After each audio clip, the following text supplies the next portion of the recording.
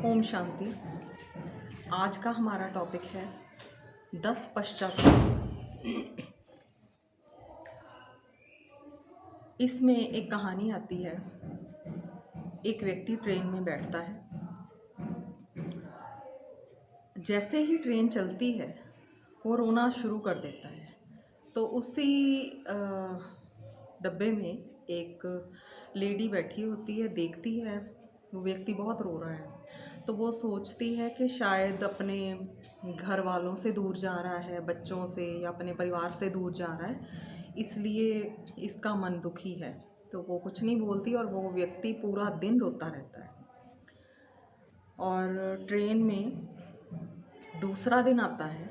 अब दूसरे दिन भी वो व्यक्ति वैसे ही रो रहा है। उस महिला को बहुत हैरानी होती है कि अब तक तो दुख थोड़ा कम हो जाना चाहिए था, लेकिन वो सोचती है शायद इसका ज़्यादा प्यार होगा या पहली बार जा रहा होगा अपने परिवार को छोड़कर, शायद इसलिए इसको ज़्यादा तकलीफ़ हो रही है। तो वो फिर भी कुछ नहीं बोलती।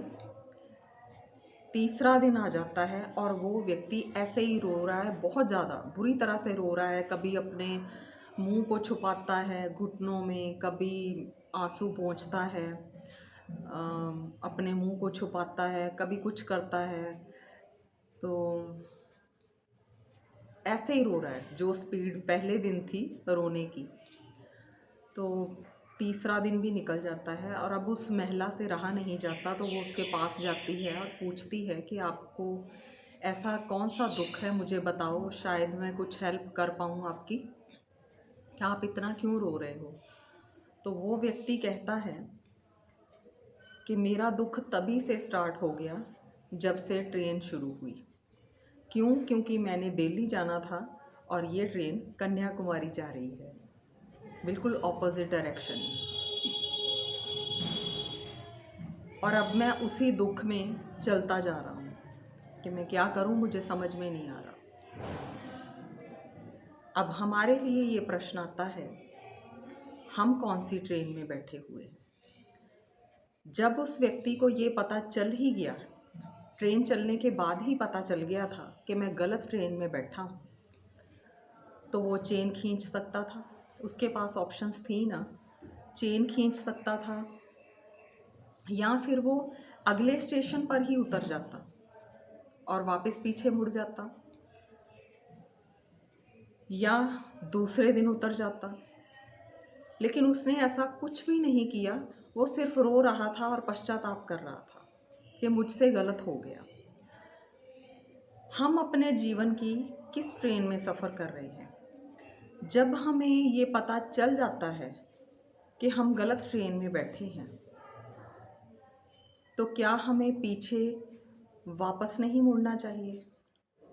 या हम यही सोचकर वहीं बैठकर रोते रहते हैं कि अगर मैं यहाँ से वापस मुड़ गया और दूसरी ट्रेन ले ली तो लोग क्या कहेंगे?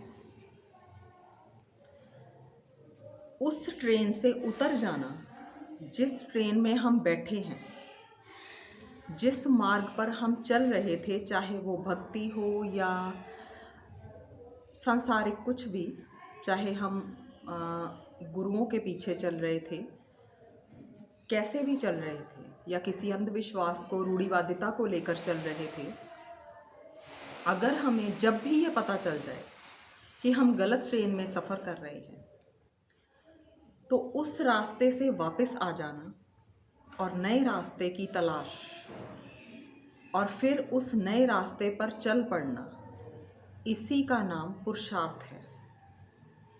हम क्या करते हैं, हमें पता चल जाता है कि हम गलत ट्रेन में बैठे हैं, लेकिन उस व्यक्ति की तरह रोते रहते हैं, पछताते रहते हैं और नया मार्ग ढूंढने की कोशिश नहीं करते। इसमें भी एक चीज़ ये आती है, दो वर्ड्स हैं, एक है पश्चाताप, एक है प्रायश्चित। नॉर्मल भाषा में देखा जाए तो दोनों ही वर्ड सेम हैं हिंदी डिक्शनरी के हिसाब से, लेकिन पश्चाताप वो है जब हम बार बार गलती करते हैं और बार बार बाबा को सॉरी बोलते हैं। और प्रायश्चित जो होता है वो जीवन में एक ही बार होता है। बाबा ने अपनी मुरलियों में एक परिभाषा ये भी दी हुई है, तीव्र पुरुषार्थ का मतलब क्या है? एक ही गलती को दोबारा ना दोहराना, उसी का नाम तीव्र पुरुषार्थ है। मतलब ये निशानी है कि हम आगे बढ़ रहे हैं। एक बार जो गलती हो गई हम उसको दोबारा से नहीं करेंगे, इसी का नाम तीव्र पुरुषार्थ है। और जब से हम बाबा के बच्चे बनते हैं हमें बहुत सारा ज्ञान मिलता है, मुरलियाँ पढ़ते हैं, ऐसा ज्ञान मिलता है जो आज तक कहीं से नहीं मिला था। तो इसमें हम एक वर्ड लेकर चल रहे हैं, रिपेंटेंस। इस वर्ड का मतलब ही, मतलब अगर मीनिंग तो दोनों ही चीज़ें, पश्चाताप भी इसका मतलब निकलता है, प्रायश्चित भी निकलता है। वैसे दोनों में ये बहुत सूक्ष्म सा डिफरेंस है, लेकिन इंग्लिश में ये दोनों ही मतलब निकलते हैं इसके। तो हम इस वर्ड को लेकर चलते हैं पश्चाताप की ओर। रिपेंटेंस, इसका मतलब ही पश्चाताप है। इसमें 10 अल्फ़ाबेट्स हैं और 10 ही तरह के पश्चाताप हैं जो हमें बाबा के बच्चे बनने के बाद करने पड़ सकते हैं। क्योंकि अभी भी हम देख रहे हैं संसार की हालत नाजुक है। जैसे जैसे हालात बनते जा रहे हैं संसार के आगे आगे, जैसे सारे विकारों की अति हो रही है, हर तरफ नई नई बीमारियां आ रही हैं और अब तो महामारियां भी शुरू हो गई जिनका कोई हल नहीं मिल रहा दुनिया को, डॉक्टर्स के पास नहीं। जो मिल रहे हैं वो भी टेम्परेरी हैं, क्योंकि दुनिया भी अब जाने ही वाली है। जितना भ्रष्टाचार, जितने पाप कर्म यहाँ पर बढ़ते जा रहे हैं, तो ये हालत नाजुक है।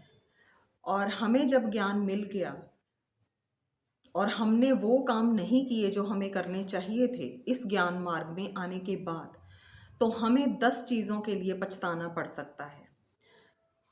रिपेंटेंस में पहला वर्ड है आर। आर का मतलब रिमेम्बरेंस। जितना उस परमात्मा को याद करना चाहिए था हमने नहीं किया, जितना सोल कॉन्शियस होना चाहिए था हम नहीं बने, जितनी हमें दूसरों की सेवा करनी चाहिए थी मन से, तन से या धन से, नहीं की। जिस तरह से हमें इस ज्ञान को समझना चाहिए था नहीं समझा हमने। तो ये चीज़ें हैं, ये सारी चीज़ें उसकी याद की ही हैं। अगर हम परमात्मा की याद में रहते हैं तो हमारा हर कर्म सेवा गिना जाएगा।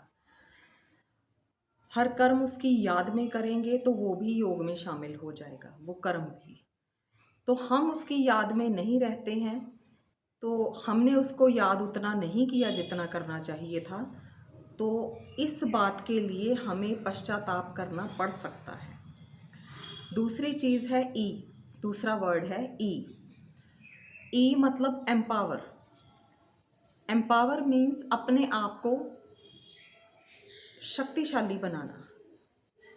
हम बाबा से जितना जितना कनेक्शन जोड़ते जाते हैं हमारे अंदर शक्तियाँ भरती जाती हैं। अगर हम अपने आप को शक्तिशाली नहीं बना सकते, अपना सशक्तिकरण नहीं कर सकते, तो हम किसी दूसरे का कल्याण कर ही नहीं सकते। तो इस बात के लिए भी हमें पछताना पड़ सकता है कि हमने अपने आप को शक्तियों से नहीं भरा। जितनी शक्ति हम में भरनी चाहिए थी वो नहीं भरी है। तीसरी चीज़ है पी, प्योरिटी। प्योरिटी बहुत ऊंचा वर्ड है। इसमें हम 2 चीज़ें लेते हैं, एक तो तन की प्योरिटी, दूसरी मन की प्योरिटी। तन की प्योरिटी, जितना जितना कोई भी आत्मा ब्रह्मचर्य में रहती है, ये तो स्थूल में भी बहुत लोगों को पता होगा, जितनी जितनी हमारे तन की प्योरिटी रहती है हमारे अंदर की शक्ति सेव होती है, एनर्जी बढ़ती ही है। और जितना हमारे मन में प्योरिटी आती है, मन में प्योरिटी आना बहुत ऊंची चीज़ है। तन की प्योरिटी तो फिर भी स्थूल बात हो गई ना, लेकिन मन की प्योरिटी में हम किसी के बारे में बुरा नहीं सोच रहे, हम किसी को बुरा बोल नहीं रहे, फिर हमारे स्वप्न तक जो हम ड्रीमिंग भी करते हैं वो भी प्योर है। तो ये हमारा मन इतना एकाग्र अपने आप होता जाएगा, क्योंकि हम किसी भी आत्मा के बारे में बुरा नहीं सोच रहे, ये सोचकर चल रहे हैं कि सभी आत्माएं उस परम पिता की संतान हैं, हम भी उसी के बच्चे हैं, वो भी उसी के बच्चे हैं, तो हम किसी के बारे में बुरा सोच ही नहीं सकते। तो प्योरिटी, जितना हमें प्योरिटी में रहना चाहिए था, अपने तन और मन को प्योर करना चाहिए था, उतना हमने नहीं किया। इस बात के लिए भी हमें पछताना पड़ सकता है। फिर आता है फिर से अर्निंग ब्लेसिंग्स। बाबा कहते हैं दुआएं दो, दुआएं लो। जितनी जितनी हम दूसरों को दुआएं देते हैं, उनकी दुआएं अपने आप ही हमारी तरफ आनी शुरू हो जाती हैं। और दुआओं में ऐसा बल है जो किसी भी मुसीबत को टाल सकती है। हमने शुरू से भी ये बात सुनी है कि दुआओं में बहुत शक्ति होती है। तो मतलब जैसे आजकल दुनिया में धन कमाने की रेस लगी हुई है, लेकिन बाबा ने हमें ये कहा है कि दुआएं कमाओ। ये उससे भी प्रेशियस, कीमती चीज़ है, धन से भी। तो हमें जितनी दुआएं इकट्ठा करनी चाहिए थी अपने जमा खाते में, वो हमने नहीं की। इस चीज़ का पछतावा हमें हो सकता है आगे जाकर, जब संसार की हालत और बुरी हो जाएगी। फिर है एन, नियम और मर्यादाएं। रामायण में भी ये बात बनी हुई है कि सीता ने लकीर को, मर्यादा की लकीर को पार किया, और फिर क्या हुआ, रावण ने उसका अपहरण कर लिया। तो यहाँ पर भी मतलब ये साइन है कि किसी भी आत्मा को अपनी मर्यादा के बाहर नहीं जाना चाहिए। मर्यादाओं के बाहर निकलेंगे तो हम फंसेंगे। हमारी मर्यादाएं क्या हैं इस ब्राह्मण जीवन में? किसी के लिए बुरा ना देखना, ना बोलना, ना सोचना, ना सुनना, ये भी मर्यादा है। क्रोध ना करना, दूसरों को अच्छे वाइब्रेशंस देना, शुभ भावनाएं देना, ये सारी मर्यादाएं हैं। परमात्मा की याद में रहना, खाना भी उसकी याद में, बनाना भी उसकी याद में, ये सारे डायरेक्शंस बाबा के मिले हुए हैं। ये सारी मर्यादाएं हैं, नियम हैं हमारे। और कुछ ऐसा पहनना नहीं कि किसी की नज़र हम पर जाए, स्पेशल दृष्टि हमारी तरफ जाए। तो ये सारे नियम और मर्यादाएं बने हुए हैं। कोई जैसे ट्रैफिक रूल्स बने हुए होते हैं, और हम ये नहीं कह सकते कि हमें पता नहीं था। बाबा ने अपना पूरा ज्ञान दे दिया है। हम लेट आए हैं, या हमने स्टडी नहीं की, या हमने ध्यान नहीं दिया उस पढ़ाई की तरफ, तो ये हमारी गलती आ गई ना। लेट एडमिशन तो हमने ली। तो जैसे अब देखो, ट्रैफिक रूल्स में देखो, कोई गलत डायरेक्शन में चला जाए और पुलिस वाले जो रोकते हैं, ट्रैफिक वाले, तो वो बोले कि मुझे तो ये पता ही नहीं था कि ये रूल भी होता है, मुझे नहीं पता था। वो मानेंगे क्या? वो ऐसे छोड़ देंगे कि हाँ तुम्हें पता नहीं था, जाओ तुम? ऐसे नहीं होता। जो मर्यादा है सो है, उसको फॉलो करना ही पड़ता है। अगर हम ना करें तो ये चीज़ भी हमारे अपने लिए पश्चाताप का कारण बनेगी। हमें मर्यादाएं पता है, नियम पता है, कैसे चलना चाहिए, कैसे बोलना चाहिए, कैसे रहना चाहिए, कैसे सेवा करनी चाहिए। हर एक चीज़ बाबा ने हर एक चीज़ बताई हुई है। खाना भी कैसे खाना चाहिए, कैसे बनाना चाहिए, हर चीज़ बताई हुई है। फिर आता है टी। Time waste.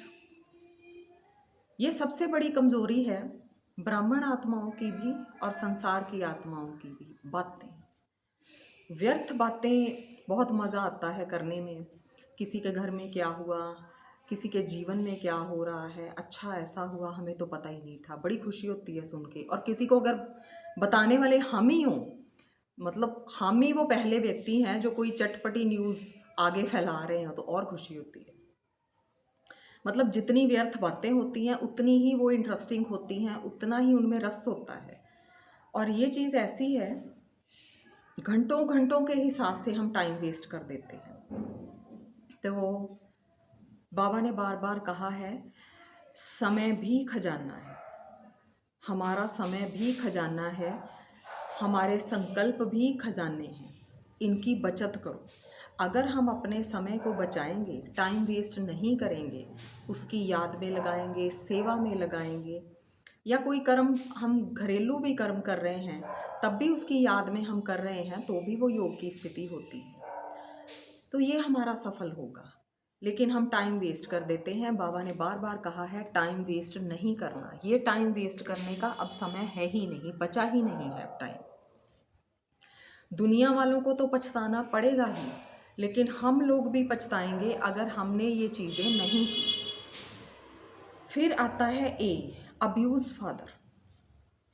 जैसे कहते हैं ना संसार में कि अगर किसी का बेटा या बेटी सपूत ना निकले, कपूत निकल आए, तो माँ बाप की मतलब ग्लानि होती है बहुत, कि कैसे संस्कार दिए हैं बच्चे को। तो हम भी यहाँ पर बाबा के बच्चे बने हैं। अगर हमारी कोई चलन ऐसी है जिसको देखकर लोग कहें कि देखो ये सेंटर में जाते हैं, इतनी अच्छी बातें करते हैं, इनका ज्ञान इतना अच्छा है और फिर भी इनके कर्म ऐसे हैं, तो हम अपने पिता की, उस परम पिता की ग्लानि कर रहे हैं। अगर हमारी चलन देखकर किसी का मन खराब होता है, कोई हमें ये कहता है कि ये सही नहीं कर रहे हैं, तो ये भी हम उस परम पिता की ग्लानि कर रहे हैं, अब्यूज़ कर रहे हैं, और इसके गुनाहगार हम बनेंगे। ये भी पछताना पड़ेगा हमें, पश्चाताप का कारण बनेगा।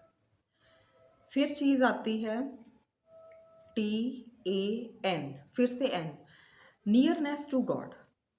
जितना उस परमात्मा के समीप हम जा सकते थे, बाबा के बच्चे बनने के बाद बाबा के समीप जा सकते थे लेकिन नहीं गए। कितना क्लोज हम उसके हो सकते थे लेकिन नहीं हुए। हमने वो नियरनेस, वो समीपता गवा दी। बाबा के बच्चे बनने के बाद भी उसने हमें अपनी संतान का दर्जा दे दिया और हम उसके मतलब बच्चे बन नहीं पाए, उसकी समीपता हासिल नहीं कर पाए, उसके साथ कनेक्शन नहीं जोड़ पाए। ये कितना बड़ा पछतावा होगा हमारे लिए। फिर आता है C, चर्निंग।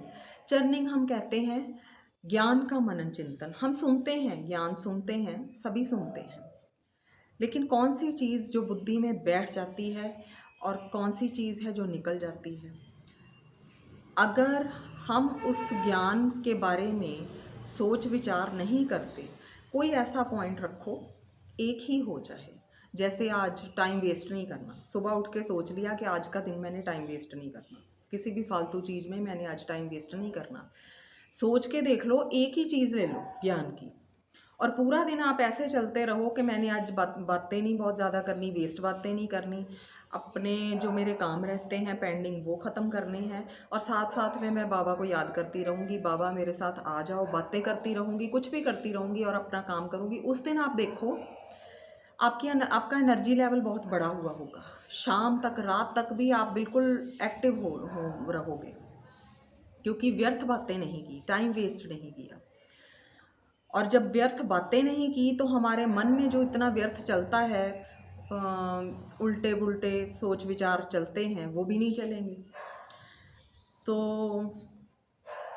ये है ज्ञान का मनन चिंतन, उसकी गहराई में जाना, उसके एक दो पॉइंट्स को उठाना और उनको प्रैक्टिकल में लाना। ये नहीं हमने सुन लिया, पढ़ लिया, ठीक है, पता चल गया, ठीक है, बहुत यहाँ पर नहीं है। ये मार्ग वो नहीं है कि सुन लिया और ख़त्म हो गया काम। ये मार्ग है प्रैक्टिकल में करने का, और जिसने कर लिया उसने पा भी लिया, उसने कुछ हासिल भी कर लिया अपने जीवन में। ऐसे तो संसार में भी ये तो नहीं है कि ज्ञान की कमी है। हम कितने सत्संग सुनते आए हैं, कितने प्रवचन, सभी के ज्ञान अच्छे तो होते ही हैं, बातें तो सबकी अच्छी होती हैं, लेकिन प्रैक्टिकल में कौन लाता है, अमल कौन करता है? जिसने अमल कर लिया, प्रैक्टिकल में कोई भी चीज़ ले आए, वो एक चीज़ उस आत्मा का जीवन परिवर्तन करने के लिए काफ़ी है। एक चीज़ को लेकर भी चलोगे ना, एक ही चीज़, सिर्फ एक पॉइंट, तो आपका पूरा समझो आपने सुबह सुबह ये चीज़ सोच ली कि मैंने आज कुछ भी हो जाए क्रोध नहीं करना, गुस्सा नहीं करना, पूरा दिन इस चीज़ का मतलब अपने ऊपर ना यहाँ पर अटेंशन रख के चलो बुद्धि में, ये पूरा दिन रहे चीज़ कि आज मैंने क्रोध करना नहीं है, चाहे कुछ हो जाए, चाहे किसी ने कसम डाल रखी हो कि मैंने इसको गुस्सा दिलवाना ही है, लेकिन मैंने क्रोध नहीं करना। और फिर आप सोचोगे दोपहर होते होते, शाम होते होते दिमाग में ये चीज़ भी चलनी लगेगी, क्रोध क्यों नहीं करना चाहिए, इसके फ़ायदे क्या है, नुकसान क्या है।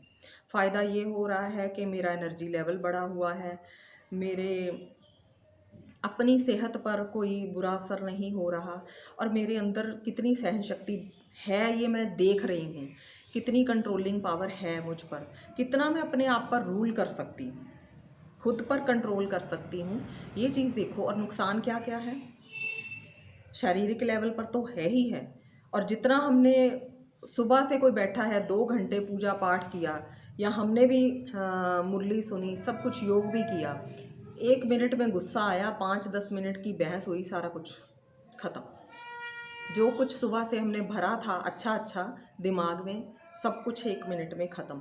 तो आप सोचने लग जाओगे इसके फ़ायदे क्या है, नुकसान क्या है, और फिर एक दिन उस चीज़ को लेकर चले, बाद में वो चीज़ अपने अंदर समा जाएगी, भर जाएगी, बैठ जाएगी। ये होता है चिंतन।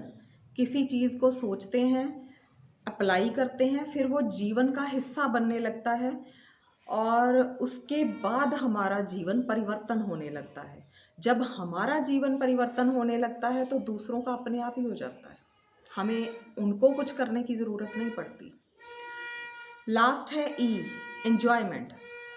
हम जब बाबा के बच्चे बनते हैं, हम सुनते हैं ये मौजों का युग है, संसार के लिए ये एंड है, दुखों का जीवन है, लेकिन हमारे लिए मौजों का जीवन स्टार्ट होता है।